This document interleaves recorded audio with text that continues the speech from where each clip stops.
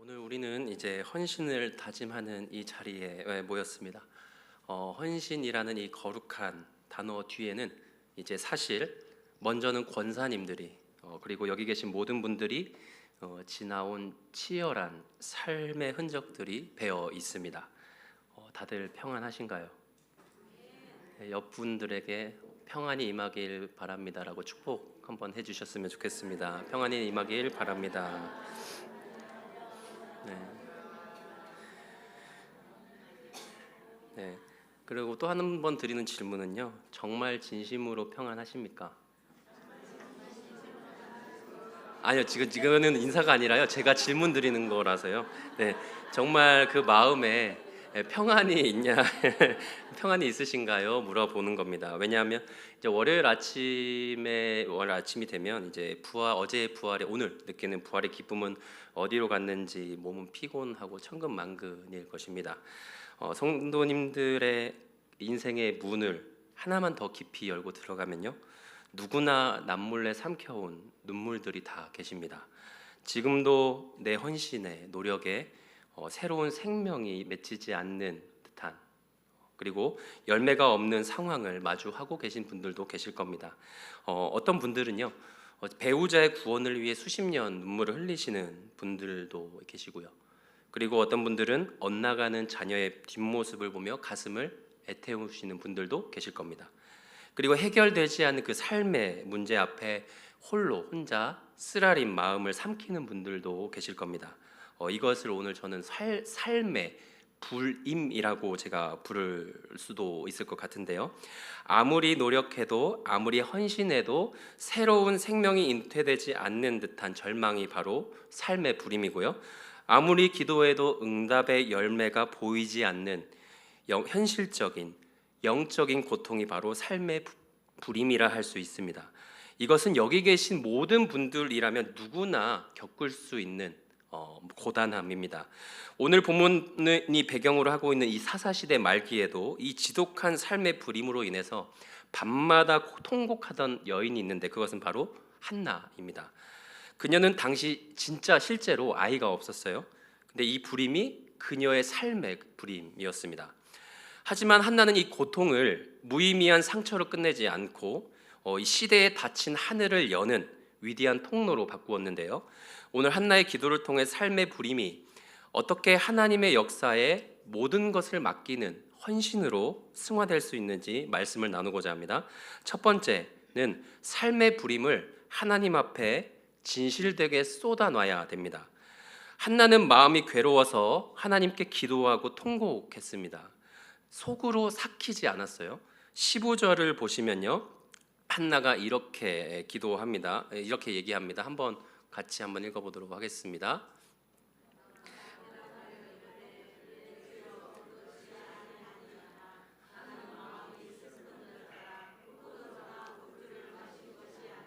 여호와 앞에 내 심정을 통한 것 뿐이니, 뭐라고 이제 얘기하냐면 나는 마음이 슬픈 여자라고 얘기합니다.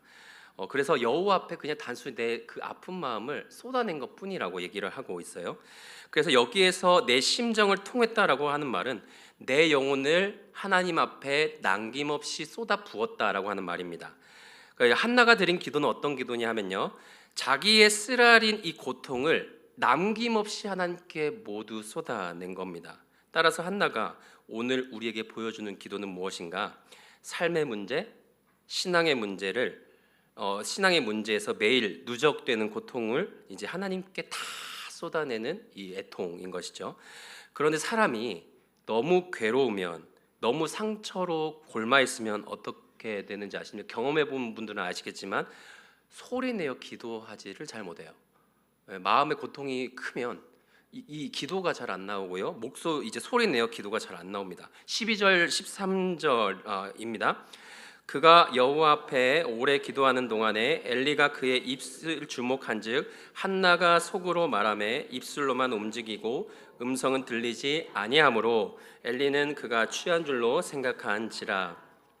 한나가 하나님 앞에서 영혼을 쥐어짜면서 이렇게 기도할 때 입술만 움직였다 말하죠. 그런데 이 대제사장 엘리는 이렇게 가만히 보니까 이 여인이 계속 중얼거리는 거예요. 그러니까 엘리 제사장이 속으로 생각하기를 무엇이라고 생각하냐면 저 여자 술 마셨는데 이러면서 이제 계속 보고 있는 거예요. 그래서 엘리 제사장이 이 한나에게 뭐라고 얘기하냐면 아유 술 좀 그만 드세요. 왜 계속 술 마시고 와가지고 기도합니까? 라고 이렇게 얘기를 하고 있는 겁니다. 원래 엘리 제사장이 정말 깨어있는 영적 지도자라면 어떻게 얘기했어야 했냐면 무슨 일 있으세요? 이렇게 얘기하는 게 맞아요. 하지만 엘리 제사장은 뭐라고 얘기합니까? 영적으로 무던하고 무감각해 있었기 때문에 물어보질 않고 그냥 자기 기준에 판단하고 있는 거예요. 저 여자 술 마셨을 거다라고 얘기하면서 우리 모두가 다 어떤 상대방의 그 고통에 대해서 한번 물어볼 수 있는 마음을 다 갖기를 소망합니다. 그래서 이제 지도자가 이러면 시대는 어떻겠습니까? 철저히 어두웠겠죠. 하지만 성도님들 기억하십시오. 제단에 앉아있던 엘리는 하나님의 음성을 듣지 못했습니다. 하지만 한나의 눈물은 하나님의 마음을 움직였습니다. 자신의 문제를 하나님께 진심으로 다 쏟아냈기 때문이죠. 사람들은 권사님들을 그리고 성도님들을 오해할 수 있습니다. 심지어 가족도 내 고통을 모를 때가 있습니다. 심지어 영적인 지도자조차도 내 삶의 문제를 그 쓰라림 아픔을 몰라줄 때가 있습니다. 그런데 누구는 아세요? 하나님은 아세요. 하나님 앞에서 그 내 마음의 고통을 삭히지 마시기 바랍니다. 하나님 앞에 내 모든 억울함과 고통과 상처와 문제들을 숨기지 말고 남김없이 쏟아내시는 성도님들이 되시기를 바랍니다. 그리고 두 번째로는 내 삶의 부족함을 하나님의 소유로 넘겨드려야 합니다. 하나님께 진실된 한나 기도는 하나님의 구원 역사의 전환점이 되었는데요. 왜 그런가 하면 오늘 본문을 보시면 한나의 기도가 자기 부족함과 문제를 넘어서 소유권 이전으로 변하고 있습니다. 이것이 한나의 기도에서 가장 중요한 핵심인데요. 11절을 한번 읽어보도록 하겠습니다. 가로되 주의 만군의 여호와여 만일 주의 여종의 고통을 돌보시고 나를 기억하사 주의 여종을 잊지 아니하시고 주의 여종에게 아들을 주시면 내가 그의 평생에 그를 여호와께 드리고 삭도를 그의 머리에 대지 아니하겠나이다.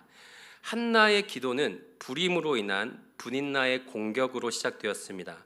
그래서 한나의 그 고통 어린 기도의 시작은 그 고통을 피하려고 문제를 피하려고 한 것이죠. 하나님 내 수치를 가려주십시오. 분인나의 괴롭힘을 잠재울 내 아들을 주시옵소서라는 개인의 부족함에서 출발했습니다. 그런데 이 기도에서 영적으로 도약이 일어나는데 한나는 자기 자신의 가장 뼈아픈 부족함을 하나님의 목적과 일치시킵니다. 당시 아들을 갖는다는 것은요 이 정실 부인의 능력이었고 권위였습니다. 그래서 노년에도 이 분인나보다 우위에 서려면 반드시 아들이 있어야 하는 거예요. 그런데 한나는 오히려 하나님이 주신 아들을 다시 누구에게 돌려준다고 말하죠? 하나님께 다 드리겠다고 얘기를 해요. 이 아이의 생명과 삶을 다 하나님께 다시 되돌려 드리겠습니다. 그래서 이렇게 다시 기도합니다. 하나님 나에게 아들을 주시면 그 아들을 내 소유 삼지 않겠습니다. 다 하나님의 종으로 완전히 맡겨드리겠습니다. 이 아들을 하나님을 위해 써주십시오라고 지금 기도를 드리는 겁니다. 나의 부족함이 하나님의 소유로 변화되는 순간이죠. 한나의 기도에서 나타나는 참된 기도는 무엇인가요? 내게 가장 큰 부족함, 내게 가장 큰 문제의 소유권을 누구에게? 하나님께 넘겨드리는 겁니다. 여러분 마음을 늘 애태우는 자녀 때문에 눈물 흘리시나요? 하나님 내 자녀가 세상에서 자기 앞길을 잘 할 수 있도록 아들, 딸이 되게 해주십시오 라고 기도하는 것에서 한 걸음 더 나아가시기를 바랍니다. 하나님 내 자녀가 하나님 이 아이의 삶의 소유권을 주님이 소유해 주십시오. 이 자녀를 이 시대에 하나님을 위한 예배자 거룩한 백성으로 하나님을 드러내는 백성이 되게 해주십시오라고 모두 맡겨드리는 성도님들이 되시길 바랍니다. 재정적인 문제나 육체의 질병을 겪고 계십니까? 여러분 이 병을 낫게 해주십시오. 재정 문제, 빚 문제 해결해 주십시오라는 기도를 넘어서십시오. 주님 이 고난조차도 주님의 것입니다. 내 문제를 통해 살아계신 하나님의 증거가 되게 해주십시오라고 기도하는 우리 모두가 되었으면 좋겠습니다. 벼랑 끝에서도 하나님이 함께 하시는 강한 믿음을 주십시오라고 기도하시는 저와 모든 권사님들과 성도님들이 되시기를 주님의 이름으로 축복합니다. 이렇게 내 삶의 주권을 온전히 넘겨드릴 때 우리의 문제와 부족함은 생명을 살리는 하나님의 무대가 되기 시작할 것입니다. 한나가 소유권을 드린 사무엘이 이스라엘 백성들을 영적 어둠에서 다시 하나님께로 돌이킨 것처럼 우리 자녀들, 우리 문제들, 우리 가정을 통해 하나님이 구원하시기 시작하실 것입니다. 그러면 하나님께 내 문제를 쏟아내고 소유권을 넘겨드릴 때 어떤 일이 발생하는가, 나타나는가, 이것이 세 번째인데요. 기도 응답보다 하나님의 평안이 먼저 임합니다. 내 결핍을 하나님께 모두 쏟아내고 내 삶에, 내 모든 문제들의 주권을 주님 앞에 온전히 넘겨드린 사람, 그 성도에게는 놀라운 일이 나타나는데요. 18절입니다. 읽어보도록 하겠습니다. 이르되 당신의 여종이 당신께 은혜를 입기를 원하나이다 하고 가서 먹고 얼굴에 다시는 근심빛이 없더라. 다시는 뭐가 없어요? 근심이 없습니다. 얼굴에 근심이 없어요.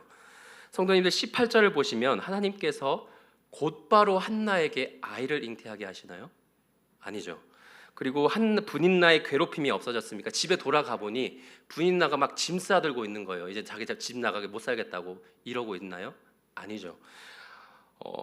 여전히 한나의 문제는 하나도 바뀌지 않았습니다. 집으로 돌아가면 여전히 분인나는 자기를 공격할 거예요.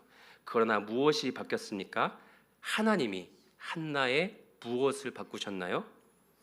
네, 근심을 바꾸셨습니다. 그의 마음을 바꾸셨습니다. 부족함과 문제로 근심에 눌린 얼굴에 다시는 근심의 빛이 없었다 얘기합니다. 왜냐하면 지금 한나에게 무엇이 임하고 있냐면 하나님의 평안이 임하고 있기 때문이죠. 그럼 하나님께서 하나님 앞에서 아들을 주시면 그 아들을 여호와께 완전히 드리겠나이다라고 이 소유권을 넘겨드리는 순간 이 문제는 누구의 문제가 되냐면 하나님의 소유가 되고 하나님이 책임지시는 것이 됩니다. 그렇기 때문에 내가 더 이상 근심할 이유가 없는 것이죠. 성도님들, 우리의 기도를 살펴보면 왜 이제 늘 비슷한 기도를 드릴 때가 있는데 그렇게 느껴지신 적이 있으십니까? 왜 늘 비슷한 기도를 드리는 것 같을까요? 네, 우리의 삶의 문제를, 우리의 가정과 일터와 교회, 자녀 문제를 어느 정도 하나님께 넘겨드린 것 같은데 내 바람과 기대대로 조금 대해줬으면 하는 마음이 있는 것은 아닐까요? 내 바람을 다 쏟아내고 내가 바라는 기대를 다 하나님께 완전히 쏟아내셨습니까? 근심이 사라진 한나의 얼굴을 볼 때 우리는 어떤 기도에 헌신을 해야 하는가라고 한다면 내 모든 삶의 문제들은 하나님의 것입니다라고 기도하는 것입니다. 살아계신 하나님을 보게 되는 거룩한 삶의 무대가 되게 해주십시오라고 기도하는 겁니다. 내 뜻이 아닌 하나님의 뜻이 내 문제들을 통해 이루어지게 해달라고 기도하는 것입니다.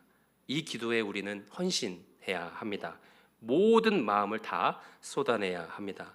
그러면 하나님은 우리 기도에 응답해 주시기 전에 한나에게 사무엘이라는 아이를 주시기 전에 먼저 권사님들에게, 여기 계신 모든 성도님들에게 하나님의 평안을 허락하실 것입니다. 그리고 마음과 얼굴에 근심이 사라지게 하십니다. 여러분, 이 평안이 어디에도 선포되든지 아세요? 우리 주님의 말씀 기억하십니까? 요한복음 14장 27절 한번 읽어보도록 하겠습니다.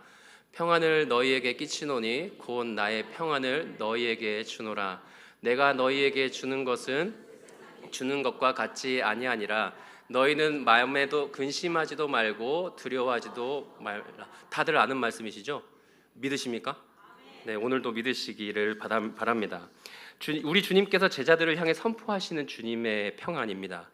주님이 주시는 평안이 이 세상과 같지 않다라고 하는데 세상이 주는 평안은 무엇인지 생각해 보신 적 있으세요? 문제가 없을 때 느끼는 평안입니다. 내가 무엇인가 충분히 소유하고 있을 때 느끼는 안정감이고요. 그리고 주변 환경이, 내 사람들이 내 기대와 뜻에 움직여줄 때 느끼는 평안입니다. 그러나 주님의 평안은 이러한 것에 좌지우지되지 않습니다. 여전히 밖으로 나가면 제자들이 겪게 되는 현실은요, 핍박이고요, 감옥에 갇힐 겁니다. 그러나 예수님께서 말씀하시는 평안은 이런 삶의 위협 속에서도 흔들리지 않는 마음의 평안인 것이죠. 권사님들, 그리고 여기 계신 성도님들, 참된 기도를 드리는 성도의 승리가 뭐냐 하면은요, 환경이 바뀌는 것에 있지 않습니다. 문제가 해결되는 것이 본질이 아닙니다. 상황은 그대로인데요, 문제는 지금 내 앞에 여전히 있지만 하나님께 모두 맡겨드림으로 내 마음의 근심이 걷히는 것입니다. 이것이 진짜 응답이고 하나님이 주시고자 하는 믿음의 승리인 것이죠. 하나님께서 권사님들과 성도님들의 얼굴의 근심빛을 걷어주시는 승리를 경험하시기를 바랍니다.